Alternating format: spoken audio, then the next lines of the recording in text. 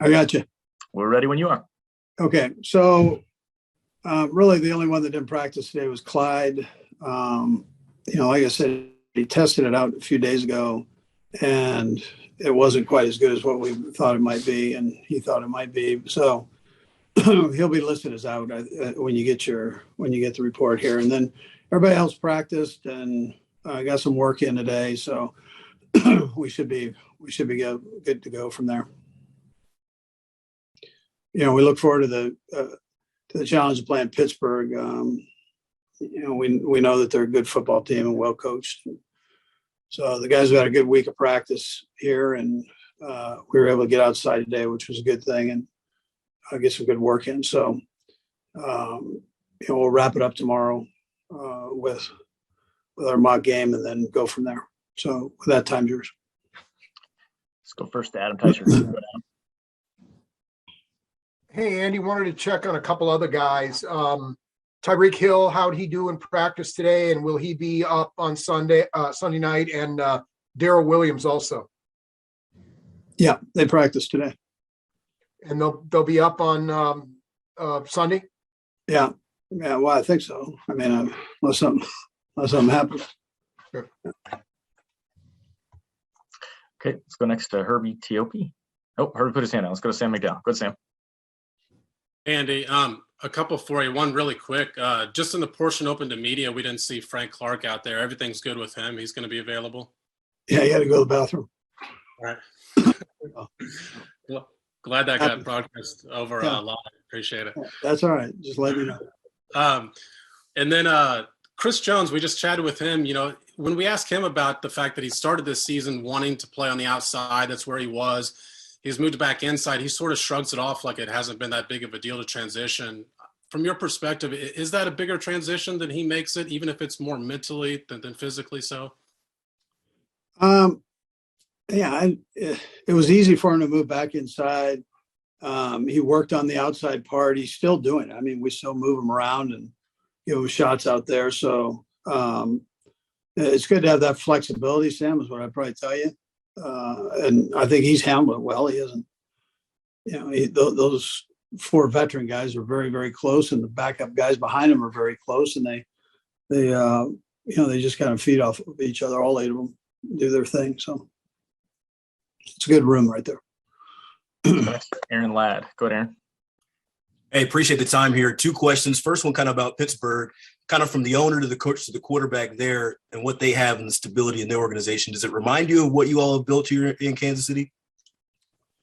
Yeah, well, yeah. I mean, they're two phenomenal organizations, and that have been around a long time before you and I were around. So it's well, I guess I was around. I was just a little bit younger when the Chiefs came about, but still, it's these are two phenomenal organizations that have a great history in this league. So, and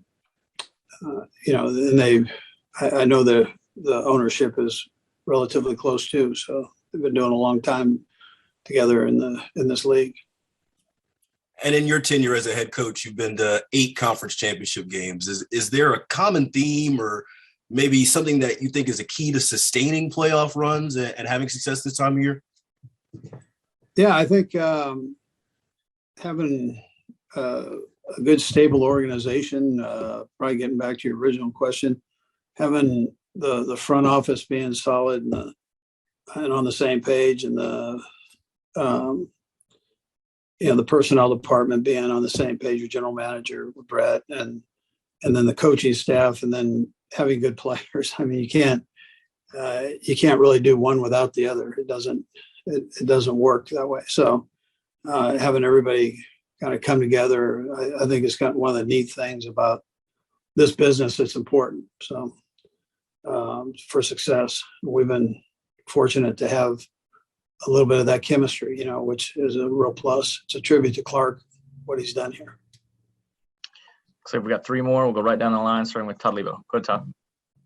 Hey, Coach, we've asked you, a couple of times this year about Ben Roethlisberger because you played him a couple of times.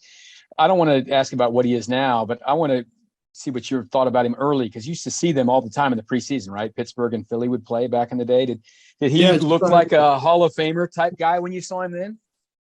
Well, he did when he was winning those Super Bowls. He sure looked good. He's so big and strong, and he's very, very smart. Michael Vick had a chance to play with him there, and just said he just knows everything about everything, and and is a curious thinker, which is good. And you've seen him grow up. I mean, right before us, from a young guy from a relatively small college to being a Super Bowl champion and future Hall of Famer here. So, and he's playing good football right now. The last couple of weeks, man, he's been slinging it. So, and they've got people healthy and so on. So he's finishing up his career the right way. Go next to Seren Petro. Go ahead, Seren. And Brad, I'll have a quick follow-up. Coach Eric Bieniemy, got this time of year the questions he always gets about being a head coach, or at least has been getting for the last few years. And I'm not going to ask you about that, but I'm just curious. He really wanted to talk about Pittsburgh, right? He didn't want to talk about that. How much of a distraction is it for guys on your staff when their name does come up? And this time of year, every year, you've had a lot of them go on to be head coaches. Do you have to rein them back in? Are there things that you have to do to try to focus things? No, not at all. I mean, these guys are unselfish guys. I mean, EB has had that the last couple of years, and it disappoints me that somebody hasn't hired him. I mean, obviously, because he's so good, and I'm hoping that takes place this year. So, but these guys, the guys. So, I mean, they're not going to let it be a distraction. They're going to defer to the team and what that's all about, and then kind of let the chips fall where they may, and I'm sure between COVID and our long season, it hasn't been real beneficial for EB and having the opportunity. But I think this year he's going to end up with one. All right. That's good to hear. I assume you're pretty informed, so that's good to hear. The other one is just about practice. Like, guys, have a good practice, teams will have a good practice, a bad practice. I'm just curious, in your experience, like how much does a good practice equate to a good game?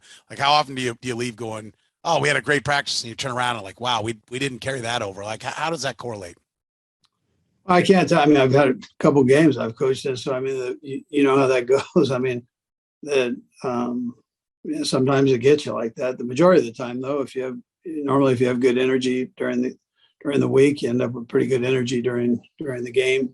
If you make it a habit of having good energy, that's why we strive to exhaust yourself each practice, and that's a speed practice, and push yourself so it transitions and set your mindset for the game. Normally, you're going to do okay, and that's really all you ask for going into a game is, can we play good, solid football? Can we do that and not give games away? You want to come out and play good, solid football, and then you, like I said, you just kind of let the chips fall where they may after that. But, you want to be able to get in there and compete at a high level.